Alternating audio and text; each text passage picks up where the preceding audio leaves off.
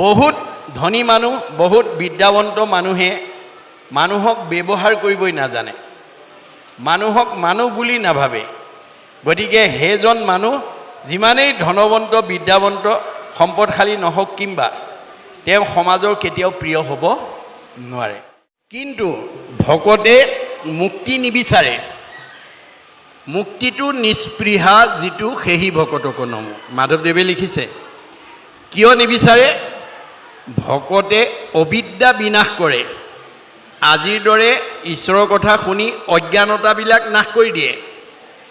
অবিদ্যা নাশিলে আনো বিভূতি যতেক, ভকতৰ পিছে পিছে ফুৰয় প্ৰত্যেক। যদ্যপি তেখম্বে তাক স্পৃহা নকৰয়, তভু পুনো ভকতিয়ে তাক মিলাবয়। আপুনি ভকত হওক, ভক্তি আপোনাৰ পিছে পিছে গৈ থাকিব। যিটোজনে যাই মাধৱৰ নাম স্মৰি, পাছে পাছে ফুৰে দেৱ দেৱী স্তুতি কৰি।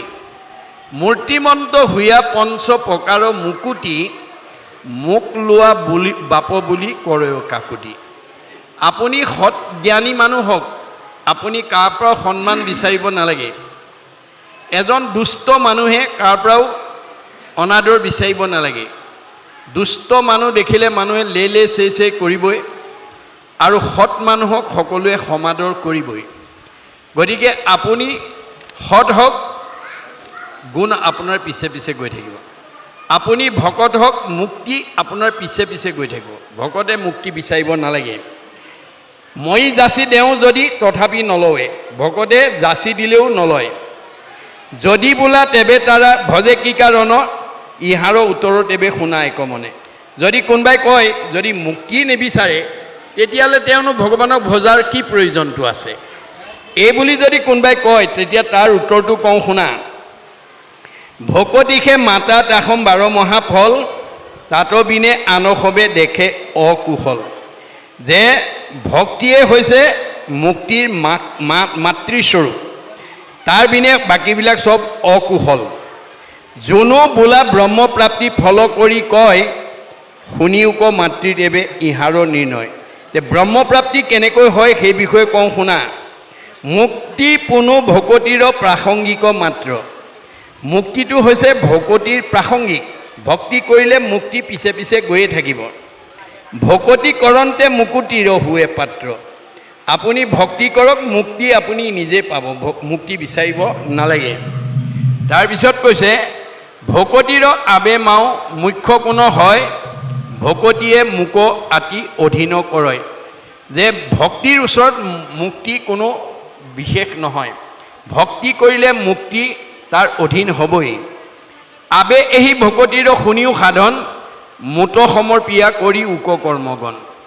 আমি ভাগৱত শুনি এটা জ্ঞান আমাৰ আয়ত্ত হ'ব যে আমি দৈনন্দিন যিবোৰ কৰ্ম কৰোঁ, কৰ্মবিলাকৰ লগত কি থাকে? আমাৰ এটা কামনা বা বাসনা জড়িত হৈ থাকে। আমি ক'ৰবালৈ যাত্ৰা কৰি ওলাওঁতে আমাৰ যাত্ৰাৰ লগত এটা লক্ষ্য বা উদ্দেশ্য থাকে। এই লক্ষ্য বা উদ্দেশ্য আৰু কৰ্মৰ কামনা বা বাসনা আমাক কোনে পূৰণ কৰিব? ভগৱন্তই কৈছে মই পূৰণ কৰিম। কিন্তু কৰ্মবিলাক কি কৰিব লাগিব? মুঠ সমৰ্পণ কৰিব লাগিব। এতিয়া মুত সমৰ্পিয়া কৰি বেক কৰ্মগণ, আবে এহি ভকতিৰ শুনিও সাধন। যি মানুহে ভক্তি আচৰণ কৰে, তেওঁ কোনো কাম মই কৰিছোঁ বুলি নকয়, কাৰণ মই নিমিত্তহে। কোনে কৰাইছে? মোৰ হৃদয়ত থাকি তেওঁ কৰাইছে। তেওঁ থকাৰ কাৰণে মই চৈতন্য হৈ আছোঁ। তেওঁ ওলাই যোৱাৰ লগে লগে কাষ্ঠ যেন থাকিবেক মাটিত পৰিয়া, হেন দেহ আপোনাৰো বোলাকি লাগিয়া। তেওঁ ওলাই যোৱাৰ লগে লগে আমি কাঠপৰা দি পৰি থাকিম। গতিকে সেইটো দেহকে মোৰ দেহ বুলি ভাবিব নালাগে। তাৰপিছত কৈছে ভকত প্ৰতিমা মোৰ দুই অধিষ্ঠান, দুইটো পূজা দৰ্শনে কৰিবে আতিমন। এই বাক্যটোৰে আমাক ভকতক কেতিয়াবা বিপদত পেলাই দিয়ে।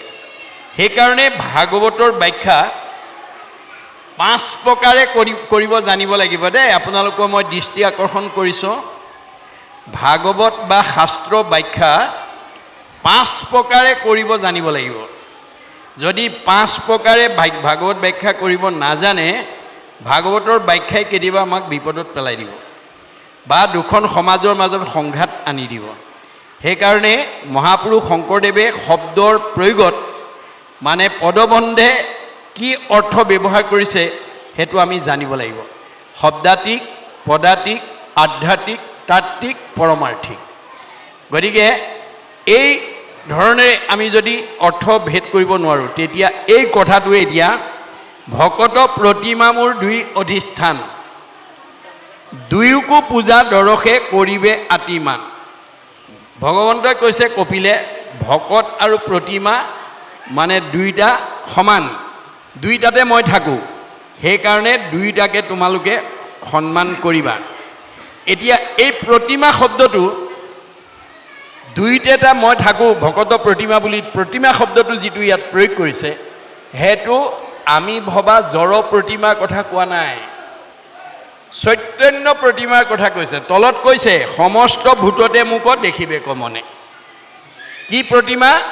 কুকুৰ এটা প্ৰতিমা, বাঘ এটা প্ৰতিমা, শিয়াল এটা প্ৰতিমা, মেকুৰী এটা প্ৰতিমা, এইবোৰ চব এটা এটা আকাৰ, এটা আকৃতি।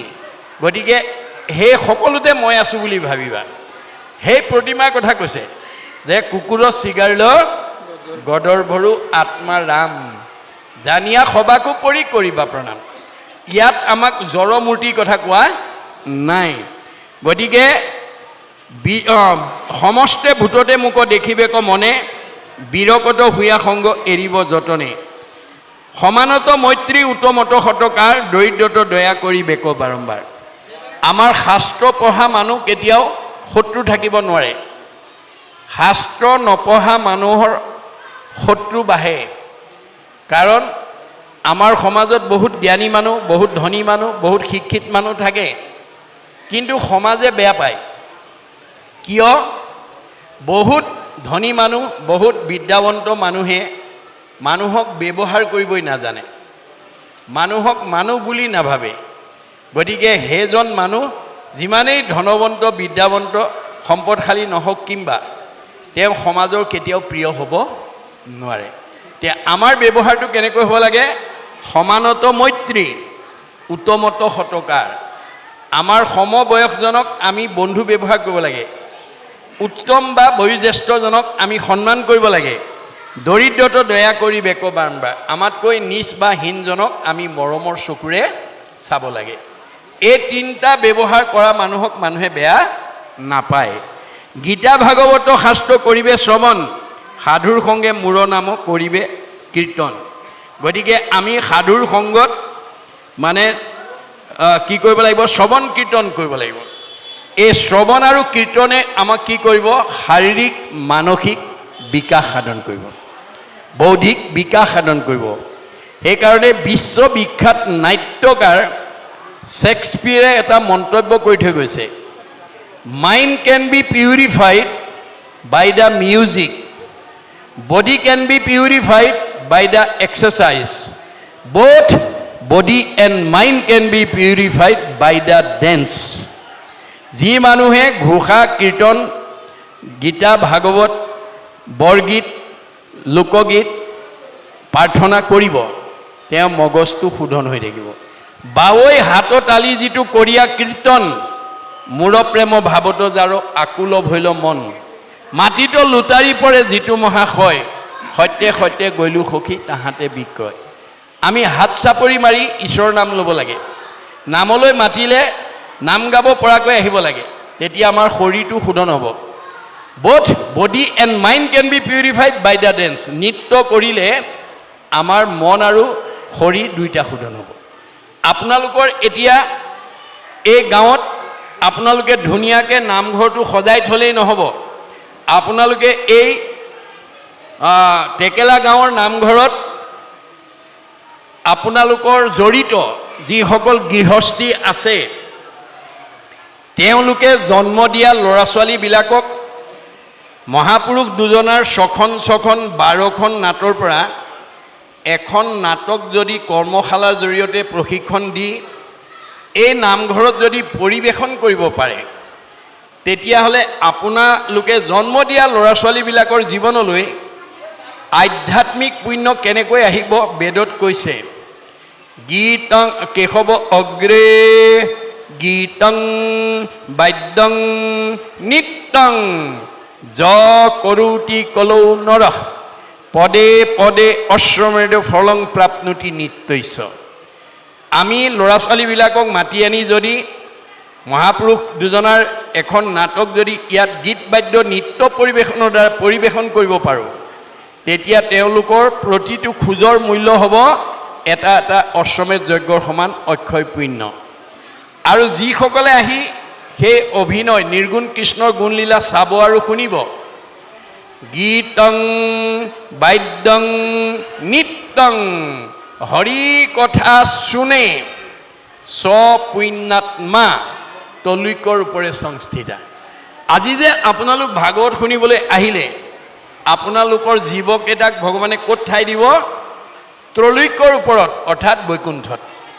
গতিকে আমি প্ৰত্যেক দিনে এক ক্ষণ যাতে ঈশ্বৰৰ কথা কাৰণে আমি সময় দিব পাৰোঁ, তাৰ প্ৰতি গুৰুত্ব দিব লাগিব দেই। এক ক্ষণ 4 মিনিট সময় আমি যাতে ঘৰখনৰ প্ৰতিজন সদস্যই ঈশ্বৰৰ কথা কোৱা বা শুনাৰ কাৰণে দিব পাৰে, তাৰ প্ৰতি গুৰুত্ব দিব লাগিব। তাৰপিছত কৈছে যে ঈশৱ সাধন যিটো কৰিলে আশ্ৰয় অনায়াসে মুঠ তাৰ চিত্ত নিমজয়। এই ধৰণে আমি সাধুৰ সংগত যদি শ্ৰৱণ কীৰ্তন কৰোঁ, তেতিয়াহ'লে আমাৰ মনটো অনায়াসে অতি সহজতে ভগৱন্তৰ চৰণত নিমজ্জিত হ'ব। পুষ্পৰ সুঘ্ৰাণ যেন প্ৰৱেশে নাশাত এমতে যোগীৰ চিত্ত প্ৰৱেশে আমাত। যে ফুলৰ গন্ধ বতাহে লৈ আহে, ফুলপাহ নিজে নাহে। এখন ফুলনি বাগিচাত গন্ধ থকা ফুল যদি পুলি আছে, বতাহে তাৰ গন্ধটোহে লৈ আহে, ফুলপাহ লৈ নাহে। সেই গন্ধটো নাকত লাগিলে আমি গম পাওঁ ওচৰত ভাল ফুলনি বাগিচা আছে। ঠিক তেনেকৈ ঈশ্বৰত ভক্তি কৰিলে আমাৰ মনটো ঈশ্বৰত নিমজ্জিত হৈ যাব। এয়া হৈছে ভক্তিৰ মহিমা। সমস্ত ভূততে মই আছোঁ সৰ্বক্ষণে, মোহক অৱজ্ঞা আতি কৰে যিটো জনে। এতিয়া সমস্ততে মই আছোঁ, তৎসত্বেও যদি কোনোবাই মোক অৱজ্ঞা কৰে, বেদমন্ত্ৰে প্ৰতিমাতো কৰে অৰ্চন, নোহে কিছু ফল মাত্ৰ কৰে নাহি তাৰ ফল কিছু সবে বিড়ম্বন। কোনোবাই হাঁহ আৰু ছাগলী বলি দিব পাৰিব, কিন্তু ভগৱান তাত সন্তুষ্ট নহয়। প্ৰাণীক উপেক্ষা কৰি পূজে মূঢ়মতি, নোহে ফল কৰে যেন ভস্মত আহুতি। প্ৰাণী হিংসা কৰি কোনোবাই মোক পূজা কৰিব পাৰিব, ফুটছাইত ঘিউ ঢলাৰ দৰে হ'ব। আমি ঘিউটো জুইতহে ঢালিব লাগে, ফুটছাইত ঘিউ ঢালিলে কামত নাহে। ঠিক তেনেকৈ প্ৰাণী হিংসা কৰি ঈশ্বৰক ভজিলে ফুটছাইত ঘিউ ঢলাৰ দৰে হ'ব বুলি কৈছে। পৰশৰী ৰতমুখ বিদ্বেষ কৰয়, যদি পূজে তবু তাৰ চিত্ত শান্ত নয়। পৰহিংসা কৰি আমি পূজা কৰিব পাৰিম, কিন্তু তাৰ মনটো সুস্থ নহয়। প্ৰাণীক নিন্দিয়া মুখ যিজনে পূজয়, তাতো মই তুষ্ট নহওঁ জানিবা নিশ্চয়। প্ৰাণী হিংসা কৰি ঈশ্বৰক পুজিলে ভগৱন্ত সন্তুষ্ট নহয়। তেতিয়া মাকে ক'লে কেনেকৈ পুজিব লাগিব? অৱজ্ঞা উপেক্ষা দেশ নিন্দা পৰি হৰি, তেবে মোক ভজিবেক ভক্তি ভাৱ কৰি। আজিৰ দৰে ঈশ্বৰৰ কথা শ্ৰৱণ কীৰ্তনৰ দ্বাৰা ঈশ্বৰক ভজিব লাগিব। অন্যথা পুজিলে মোক ফলক নাপায়, স্বৰূপ কৰিয়া মই কহিলো হুৱাই। অন্য প্ৰকাৰে কোনোবাই ভজিব পাৰিব, কিন্তু ফল নাপায়। মই তোমাক খাটাংকে কৈ দিলোঁ, যিজনে আপোন পৰ ভেদক কৰয়, তাক মই ঘূৰতৰ দেওঁ মৃত্যু ভয়। আমি আপোন পৰ ভাৱবিলাক কৰিব নালাগে। আপোন পৰ ভাৱটো দেহৰহে আছে, আত্মাৰ নাই। আত্মাৰ আপোন পৰ নাই। আত্মা দিশত আপোনালোকৰ এই মানে টেকেলা গাঁও আৰু মোৰ মাজত কোনো পাৰ্থক্য নাই। আত্মাৰ দিশত পাৰ্থক্য নাই, কিন্তু দেহৰ পাৰ্থক্য আছে। গতিকে দেহটো বিনাশী, বিনাশী ধৰ্ম এৰি অবিনাশী ধৰ্ম এৰি ল'ব লাগে। সেইকাৰণে শংকৰদেৱে সকলোৰে মাজত এই আধ্যাত্মিক জ্ঞানটো দিবৰ কাৰণে তেওঁ সমস্তৰ পৰাই ভকতক সংস্কাৰ কৰি আনিছিল। আপোনালোকে জানে শংকৰদেৱ আৱিৰ্ভাৱ হোৱাৰ আগত অসমক অন্ধকাৰ যুগ বুলি কোৱা হৈছিল। অসমৰ মানুহে ধৰ্মৰ নামত অন্য জীৱ জন্তু বলি দিয়াটো দূৰৰ কথা, মানুহ পৰ্যন্ত বলি দিছিল। তেনেকুৱা এটা সন্ধিক্ষণতে শংকৰদেৱ আৱিৰ্ভাৱ হৈ চাৰিওফালে ঘূৰি চাই দেখিলে অসমত বিভিন্ন জাতি জনগোষ্ঠীৰ মানুহে বাস কৰি আছে। এই সকলোবিলাক ঈশ্বৰৰ অমৃতৰ সন্তান। এই আধ্যাত্মিক জ্ঞানটো মই যদি অসমবাসীক দি যাব নোৱাৰোঁ, অনাগত দিনত এওঁলোকে একতাৰ দোলেৰে বান্ধ খাব নোৱাৰিব, সমন্বয়ৰ সেতু বান্ধিব নোৱাৰিব। সেইকাৰণে তেওঁ অন্ধকাৰৰ পৰা অসমক পোহৰলৈ আনিবৰ কাৰণে প্ৰথম সমাজ সংস্কাৰ পথটোকে তেওঁ দাঙি ধৰিছিল। তেওঁ এজন দাৰ্শনিক পণ্ডিত আছিল। সেইকাৰণে তেওঁ জানিছিল যে জাতিভেদ প্ৰথা থকা পৰ্যন্ত caste system is the moral enemy of socialism. Socialism cannot come until the caste system is ended. আমি জাতিভেদ প্ৰথা যেতিয়ালৈকে বিনাশ কৰিব নোৱাৰিম তেতিয়ালৈকে আমাৰ সমাজ আগবাঢ়ি যাব নোৱাৰিব। সেইকাৰণে শংকৰদেৱৰ দিনত যি জাতিভেদ প্ৰথা আছিল, মানুহে মানুহক যি বলি দিবৰ কাৰণেও কুণ্ঠাবোধ কৰা নাছিল, সেইখিনি আঁতৰাবৰ কাৰণে তেওঁ আধ্যাত্মিক আত্মা সম্পৰ্কীয় জ্ঞান দিবৰ কাৰণে সমস্ত জাতি জনগোষ্ঠীৰ পৰা ভকতক সংস্কাৰ কৰি লৈ আনিছিল। কেনেকৈ আনিছিল? ভগৱন্তৰ হাজাৰটা নামৰ পৰা এটা এটা নাম দি লৈ আহিছিল, হয়নে? আৰু এই সমাজ সংস্কাৰ পথটোকে তেওঁ প্ৰথম হাতত তুলি লৈছিল। দ্বিতীয় স্কন্ধ ভাগৱতত এইটো উল্লেখ আছে, কিৰাতক চাৰি খাচী গাৰু মিৰি জবন কংক গোৱাল ধুবাজে তোৰুক অসম লোক কুবাচ মেল চান্দাল আনু হব পাপী কৃষ্ণ সেৱ কৰ সংগত পবিত্ৰ হয় হৰিত একান্তে ভকতি কৰিয়া বৈকুণ্ঠে সুখে চলয়। আজি এই তিনিটা দিনত আপোনালোকৰ এই টেকেলা গাঁও পীতাম্বৰ প্ৰাথমিক আৰু সহযোগী প্ৰাথমিকৰ দ্বাৰা অনুষ্ঠিত কৰা তিনিদিনীয়া ভাগৱত ব্যাখ্যালৈ সব এই অঞ্চলৰ বিভিন্ন জাতি জনগোষ্ঠীৰ মানুহ আহিব পাৰে। ইয়াত কোনো বাধা নাই। ঈশ্বৰৰ কথা শুনি পথটো বৈকুণ্ঠৰ পথ মুকলি কৰিব পাৰে। সেইকাৰণে তেওঁ সকলো জাতি জনগোষ্ঠীৰ পৰা ভকতক লৈ আহিছিল। কেনেকৈ?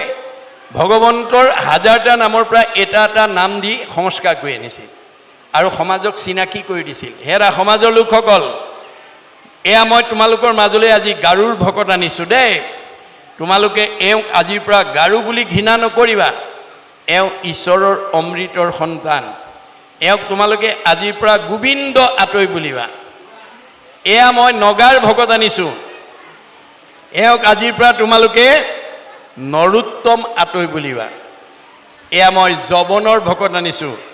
এওঁক আজিৰ পৰা তোমালোকে জয় হৰি আতৈ বুলিবা। এয়া মই কাৰ্বিৰ ভকত আনিছোঁ। এওঁক আজিৰ পৰা তোমালোকে ভোলাই আতৈ বুলিবা। এয়া মই জয়ন্তীয়াৰ ভকত আনিছোঁ। এওঁক আজিৰ পৰা তোমালোকে মাধৱ আতৈ বুলিবা। এয়া মই হীৰাৰ ভকত আনিছোঁ। এওঁক আজিৰ পৰা মথুৰা দাস আতৈ বুলিবা।